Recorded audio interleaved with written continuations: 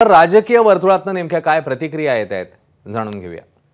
मला आठवत आहे की नीति आयोगाच्या बैठकीत देखील मी आदरणीय प्रधानमंत्री महोदयांना या राज्याचा मुख्यमंत्री म्हणून मराठी भाषेला अभिजात भाषेचा दर्जा लवकरात लवकर देण्याची विनंती केली होती।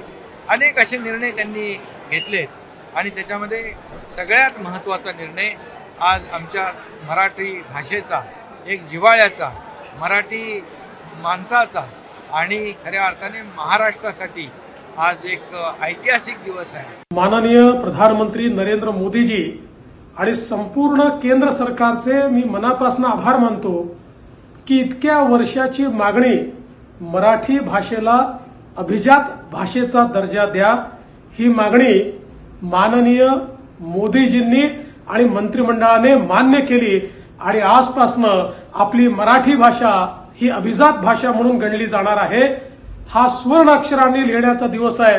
पंतप्रधान मोदीजी आपले खूप खूप धन्यवाद। महाराष्ट्र सरकारने मी मुख्यमंत्री असताना आणि आता देखील माननीय एकनाथराव शिंदेजींच्या नेतृत्वात सातत्याने पाठपुरावा केला, प्रयत्न केला, पुरावे दिले आणि आज हे सगळे पुरावे मान्य होत मराठी भाषा ही अभिजात भाषा झाली आहे। महाराष्ट्राच्या 12 कोटी जनतेच्या वतीनं आणि जगभरातल्या मराठी माणसाच्या वतीनं मी पंतप्रधान मोदीजींचे मनापासून आभार मानतो। त्याचं आम्ही स्वागतच करतो, पण निवडणुकीच्या तोंडावर केंद्रीय कॅबिनेटने हा निर्णय घेतलेला आहे, हा जुमला ठरू नये एवढंच आम्हाला या ठिकाणी म्हणायचं आहे।